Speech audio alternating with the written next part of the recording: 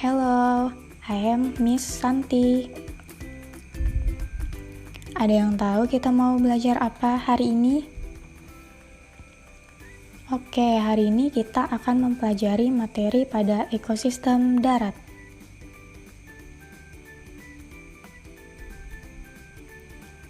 Di mana untuk ekosistem darat itu merupakan ilmu ekologi yang bervariasi dalam dua hal, yaitu waktu dan geografi, dan penekanan mengenai organisasi populasi dan komunitas dan proses perkembangan autogenik, misalnya pada ekologi suksesi.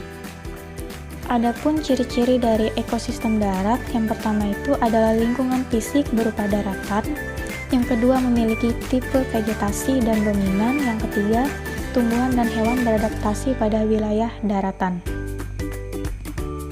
Apa saja sih jenis dari ekosistem darat? Nah, bila kita membicarakan tentang bioma, terdiri atas beberapa macam. Yuk, kita simak penjelasan 6 bioma pada ekosistem darat. Yang pertama ada hutan hujan tropis. Hutan hujan tropis terdapat di tempat-tempat suhu hangat di dekat garis ekuator bumi. Ekuator adalah garis hayal yang melintasi tengah bumi. Hutan hujan tropis diantaranya terdapat di Amerika Tengah dan Selatan, Afrika, Asia termasuk Indonesia. Para ahli biologi mempercayai lebih dari setengah tumbuhan dan hewan di bumi berada di hutan hujan tropis. Jenis hewan yang banyak terdapat di hutan hujan tropis ada serangga, kumbang, semut, ular, burung, dan beberapa hewan besar seperti gajah. Yang kedua ada tundra. Tundra berada di bagian paling utara bumi, yaitu Amerika Utara dan Eurasia. Curah hujan yang turun di wilayah ini sekitar 20 cm per tahun. Pada saat musim panas, di wilayah ini yang terdapat banyak air dikarenakan salju yang meleleh. Musim panas sangat singkat dan musim dingin sangat panjang dan gelap. Hampir setiap waktu air dan tanah membeku dan hampir tidak terdapat pohon di wilayah ini.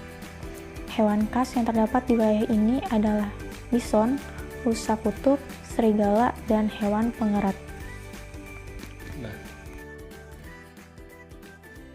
Yang ketiga ada padang rumput. Padang rumput terdapat di wilayah dengan iklim sedang dan tropis. Pada wilayah ini memiliki curah hujan sangat sedikit, yaitu 25-45 cm per tahun. Musim kering di padang rumput sangat panjang. Wilayah ini tidak sekering gurun dan tidak sebasah hutan. Grassland terdapat di Amerika, Afrika, Asia, dan Australia. Tanah di wilayah ini sangat baik untuk pertanian. Wilayah ini tidak memiliki pohon, namun wilayah ini sangat baik untuk dijadikan sebagai tempat mengembala hewan ternak. Hewan khas yang terdapat di wilayah ini adalah angklok, bison, dan anjing padang rumput.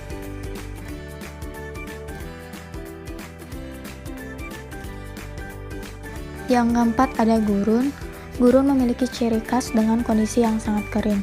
Curah hujan yang turun pada wilayah ini biasanya kurang dari 25 cm per tahun.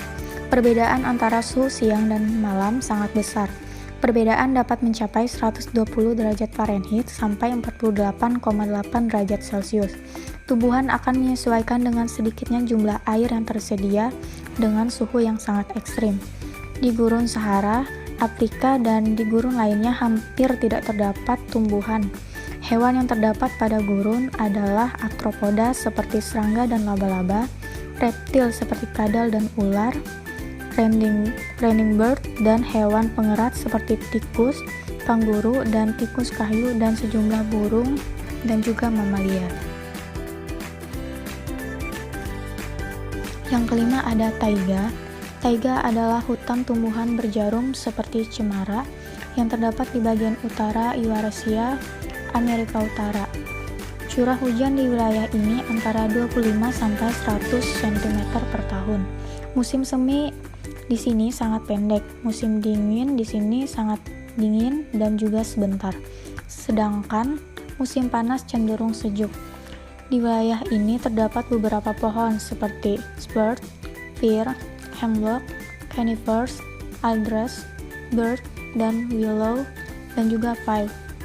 Hewan yang banyak di wilayah ini ada serigala, beruang grizzly, rusa besar. Yang keenam ada temperate forest.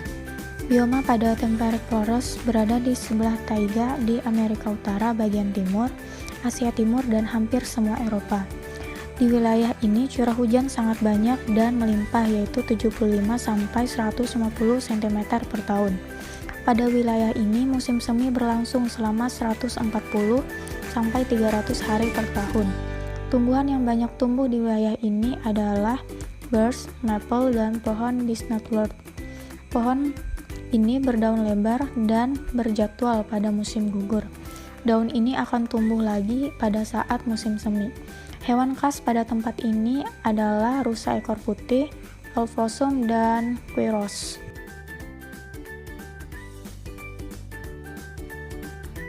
Baik, selanjutnya kita masuk ke manfaat dari ekosistem. Yang pertama yaitu sebagai lokasi hidup atau habitat berbagai makhluk hidup. Yang kedua mencerminkan bahwa kehidupan darat itu ada. Yang ketiga sebagai sarana edukasi. Nah, yang pertama yaitu sebagai lokasi hidup atau habitat berbagai makhluk hidup, di mana untuk ekosistem daratan ini yang berupa bioma merupakan suatu tempat yang bermanfaat sebagai rumah dari berbagai jenis tumbuhan maupun hewan yang berada di wilayah bioma tersebut. Di tempat inilah tumbuhan dan binatang tersebut menjalani kehidupan dan siklus maupun rantai makanan yang mereka punya.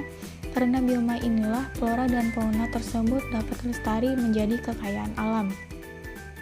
Yang kedua mencerminkan bahwa kehidupan darat itu ada. Nah, di mana untuk ekosistem yang merupakan interaksi antara makhluk hidup dengan lingkungannya ini merupakan suatu pertanda bahwasannya kehidupan di bumi, khususnya kehidupan di daratan itu ada. Dan ekosistem ini merupakan hubungan yang saling terkait antara satu sama lain dari berbagai komponen. Hal ini mengindikasikan bahwasannya setiap makhluk hidup saling membutuhkan satu sama lain.